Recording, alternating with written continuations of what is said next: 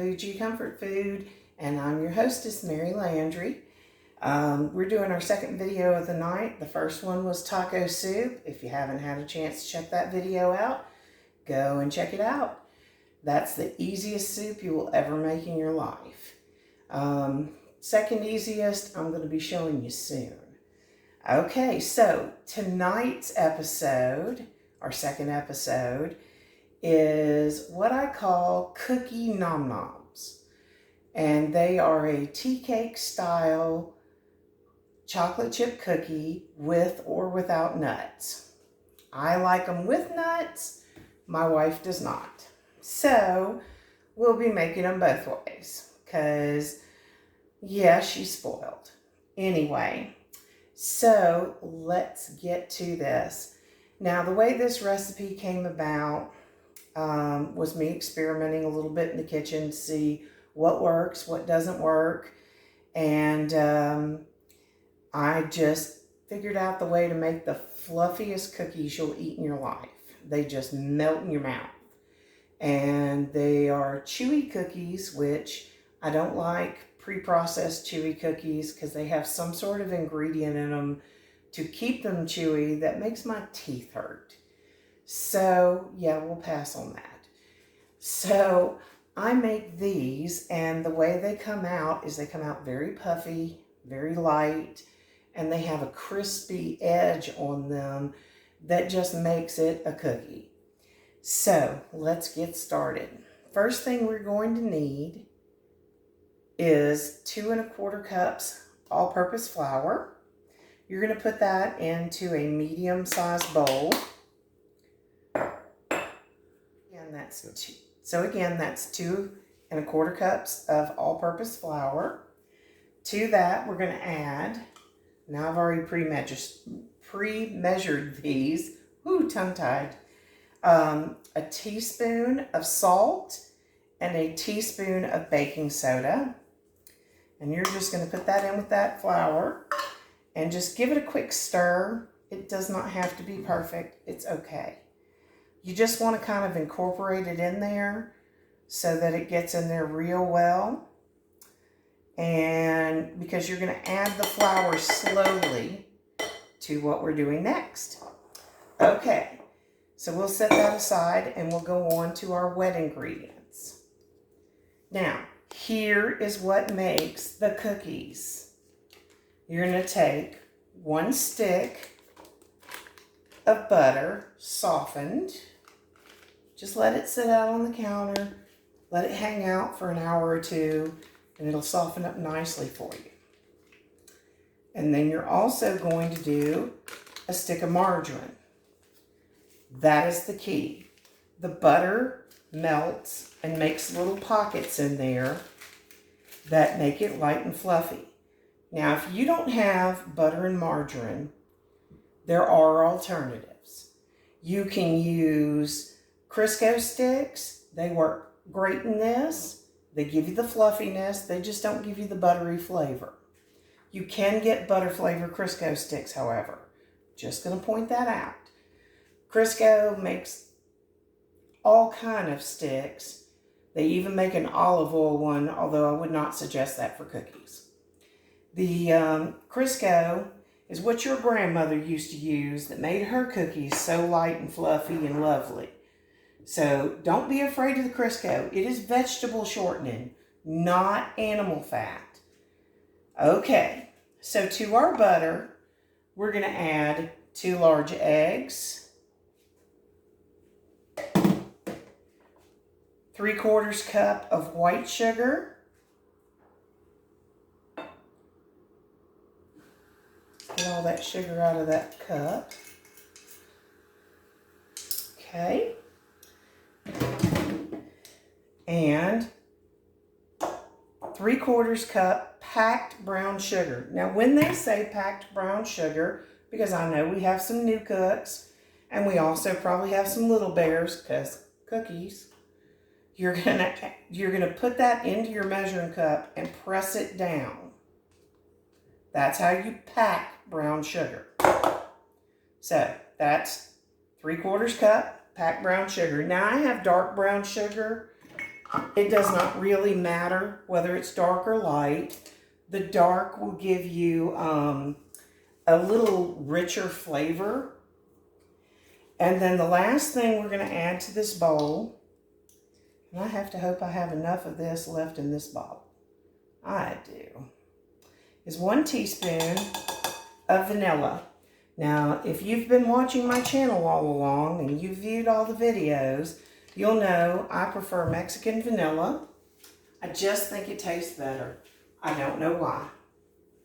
Okay, so at this point, you could take a spoon and go to town on this and mix it up and it'll be just perfect. However, I take the lesser road and I'm going to use a mixer. It just incorporates it easier and it creams that sugar and the eggs and the butter all together just a little bit better. And you can see it's busting up that brown sugar in there, and that's what we want. We want to incorporate it.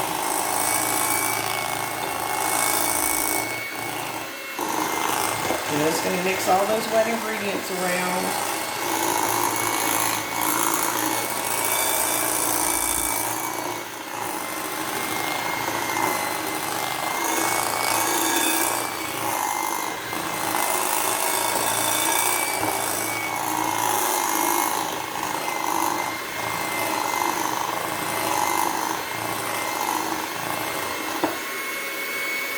All right, guys.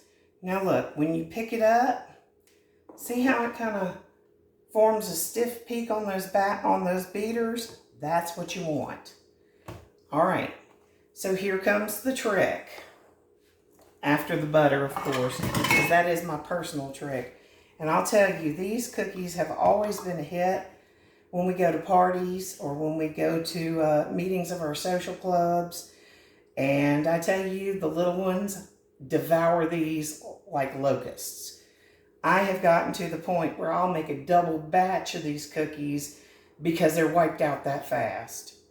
Okay, now after you've gotten everything creamed together, take your measuring cup, remember we had brown sugar packed in it, and just kind of sprinkle it, cup's worth on top of it. Give it a quick mix. When you do this, you don't end up with a cloud of flour in your face. So that's the trick behind it. To end up with a cookie dough where you don't end up splashing you, the counter, and everything else with flour. Plus, it's easier to mix it in at this point. Now I'm going to go get a scraper real fast. That's one thing I forgot to put out on my countertop. Just to be able to scrape down the sides of that bowl and make sure that the flour gets in there. So I'm going to just run my scraper around the side, little rubber spatula. Okay, now remember we're still adding flour. Okay, so we're going to put another cup or so of flour in. Remember, it doesn't have to be perfect at this point.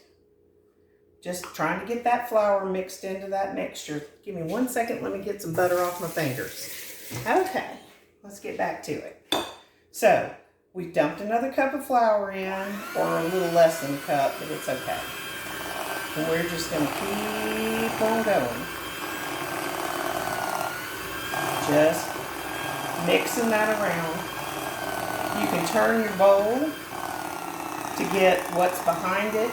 The fresh stuff that didn't have flour mixed into it yet. You don't want to overwork this dough though. So the trick is to get in there and get it mixed without taking all the fluff out of your butter. Without taking all the fluff out of your creamed wet ingredients. Okay, so now we're down to the last little bit of flour. So we're just going to tap that into our bowl real fast. Keep it going. You can hear my mixer's working it. Getting it in there. Just going to get it all mixed up. Now your dough is going to get really thick at this point. Don't panic. Just try not to run your mixer till you burn it out. If you notice you're having trouble, you can always scrape down those sides again and use a spoon at that point. Alrighty. You can see that that mixture is nice. Whew. Went up instead of down. That's okay. We all have that day. Alright, you can see how thick that batter is now. See, watch. It's difficult to get it back off the mixer, but it's okay. Now, I'm going to say this for any kids that might be watching us. Do not eat raw cookie dough. If your eggs are not good eggs, they could have a bacteria in them called salmonella. Salmonella will make you sick. But if you're an adult and happen to like eating beaters, well, you know, that's between you and your maker. So, now you can see how nice and fluffy that cookie dough is. At this point, we're going to add in 2 cups of semi-sweet chocolate chips. Now, I like semi-sweet because then the cookies aren't, oh my gosh, sweet. But if you are somebody who likes it a little more sweet, you can add milk chocolate chips to it. If you add the mini chips, they just don't seem to hold up. They just end up kind of a little much for the dough. Now, at this point, do not get your mixer out again. If you do that, you pulverize your chips and you will overwork this dough. Now, I have my oven set for 375 degrees. And that is going to be, it is already preheated for me. I have a non-stick cookie sheet. Now you can just as easily use parchment paper down on your cookie sheet. That will keep them from sticking, but you do not have to grease the cookie sheet. Even if it is not non-stick, you do not have to grease said cookie sheet. So you're just going to kind of fold those chocolate chips into your dough. If you notice, the bottom of it is going to be the part that has the least amount of chips. So you just kind of work those chips down into that dough. Now at this point, if you're making with and without nuts like I am, because my wife does not like nuts in her cookies, then you can take this and you can add your nuts in. I'm going to split mine in half. So I'm going to get my mixing bowl back. Let's get that dusting of flour out the bottom of it. Just a little hair of flour. It's no big deal. Okay. So I'm going to take half of my dough out of this mixing bowl and I'm going to dump it. Now this will make 2 dozen cookies. So you know that you are going to have a ton of cookies. So, at this point, I have her dough set to the side. Now, if you notice that your kitchen is a little hot, you can always put your dough into the refrigerator. That'll stiffen your dough up some, maybe make it a little easier to work with. I'm adding half a cup of chopped pecans to my batter because I love chocolate chip pecan cookies. So, and as you can see, that's a lot of pecans in there and it's going to be yummy. Now, I do have other variations on cookies and I will share those recipes with you at a later date. One of the ones we're going to make near Halloween are my oatmeal peanut butter chocolate chip cookies. I'm one of those people who doesn't like raisins in my oatmeal cookies. I like chocolate chips in them. And when my kids were younger, I tried to think of a way to make a more healthy cookie for them. And I thought adding peanut butter to it would be fantastic. So I will be sharing my oatmeal peanut butter chocolate chip cookie bars with you a little bit later. So now we have our two doughs.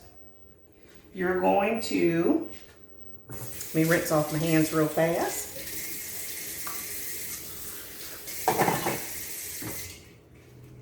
You're going to take your dough,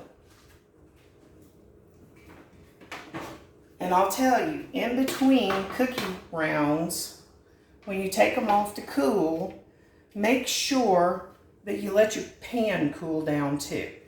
Now I'm lucky I have a marble countertop, so that being said, my cookies will cool pretty quickly once I get them done. So you're going to take these by slightly rounded spoonfuls and just kind of drop them onto that cookie sheet. See how I did that? It does not have to be perfect, guys. I like big old fistful of cookie.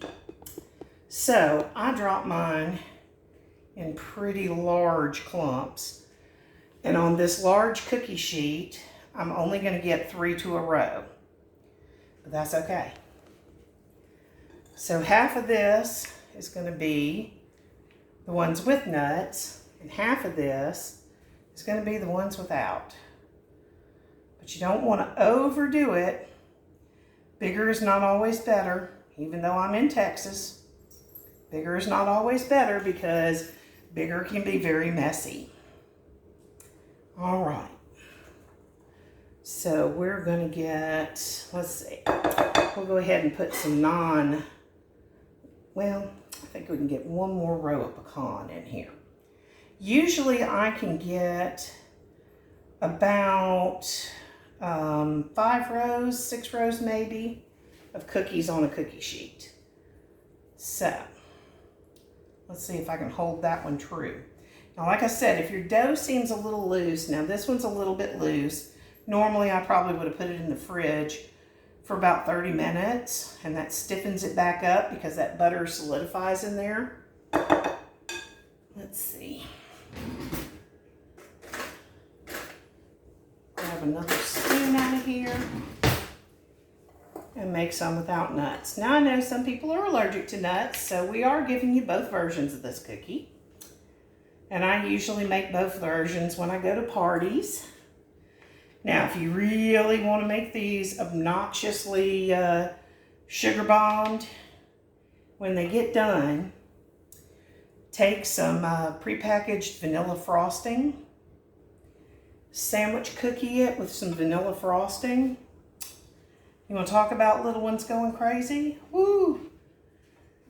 Now, I started making these cookies and calling them cookie Nom-Noms because, like I said, the little ones always went crazy. And then Incredibles 2 came out from Disney, and they said, Jack, Nom-Nom cookie. And I just thought, as crazy as Jack was for cookies, that is what I was seeing little ones do at these parties. So I figured I'm going to call these cookie Nom-Noms. All right, guys, they're ready to go in the oven. They're going to bake, depending on your oven, for 20 to 28 minutes. Just keep an eye on them. When they start to get brown around the edges, you'll know that they're done. But you basically want them to come out a little golden brown, okay? So we'll be right back with you as soon as we get this batch out of the oven. Okay, folks, we're back. Now, my cookies are fresh out of the oven. We have them nice and cooled. Please let your cookies rest and let them cool. Because if you don't, they are going to be very squishy and won't come off your pan properly. Now, as you can see, got a nice brown cookie. If your dough is too loose, and you'll know what I mean when you go scoop it up, put it in the refrigerator for a little bit. The more loose it is, the more squishy your dough is going to be, and the more they're going to spread out. So if you need to have perfect little round cookies, you want to make sure your dough is chilled. But as you can see, these cookies are just about perfect. I wish you could hear the little snap that they make when you open them. But look inside there. Look how fluffy they are. Ooh, I can't wait to dive my teeth into these. Okay, guys, if you have enjoyed this video, give us a like. If you've enjoyed the content, think about subscribing and hit that little notification button. That will help you know every time we upload a new video. So for Bougie Comfort Food, I'm Mary Landry, and I hope you've enjoyed cooking Nom-Noms. Have a great evening and have a blessed week. Save a place for me. I'll be there.